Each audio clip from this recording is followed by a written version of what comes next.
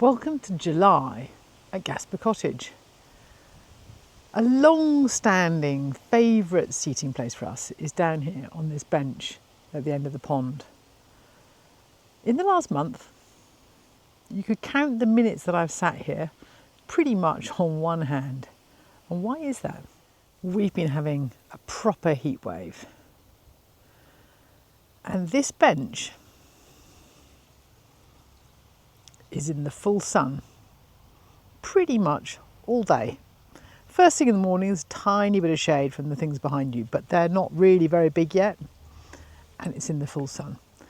So the last month has seen me hunting for the shade in the garden.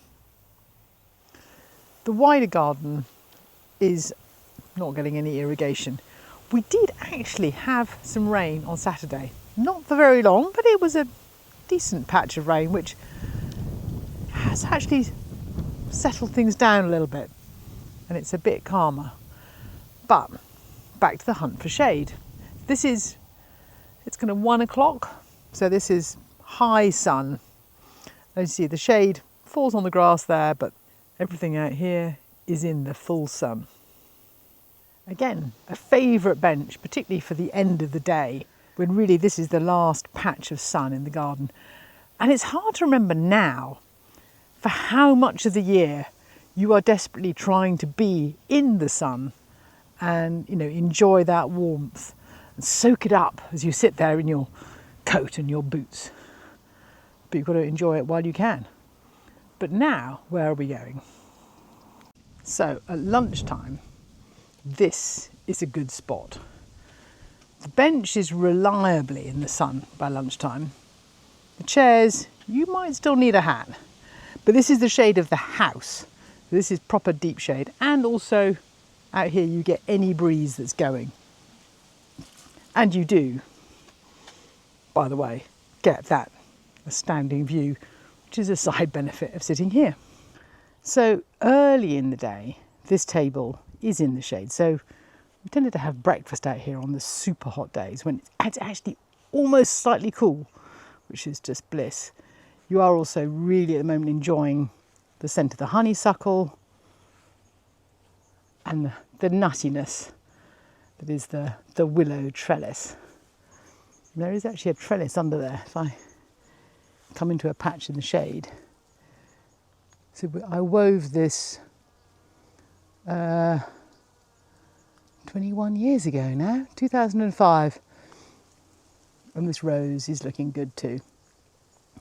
But as you come into the middle of the day and then into the evening, this is in full sun. So a lot of the time, that is lovely. Step out of the kitchen, sit there with a cup of tea or a glass of something and soak up the evening sun. At the moment, even in the evening, it's just too hot to sit in the sun.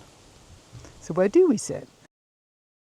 The main place that we've been sitting is not at the bench in the sun. No, past that, under the pergola. So the pergola's been in 5 years, I think now, and it is quite a bit of kit. And as you step underneath, you come into this beautiful dappled shade. We've got this giant table in here, and the shade is being provided by these vines. It's Vitis cognitii, and they have these huge leaves. So if I come round, you can see one up close.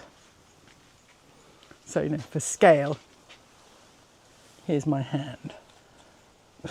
So, 3 times the size of a hand, and super vigorous.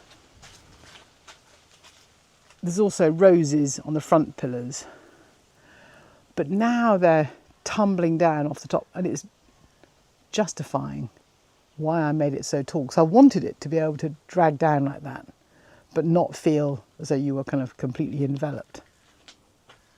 And it's great. You can sit in here. It's in the shade pretty much all day. First thing in the morning is a bit of sun coming in, but that's not a problem. And from here you get the view up the path. I think maybe catch a glimpse of Kevin heading up the path, but it's lovely. The hotbed, as I walk past it, is looking really stupendous. It is loving the sunshine. And yeah, look at these gorgeous sunflowers.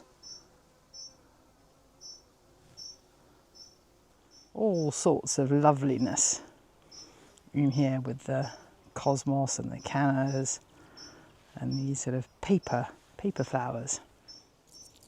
Well, the pollinators like them, but they're kind of crispy. Down in the studio garden, there's a very effective bit of shade cast by the back wall of the barns.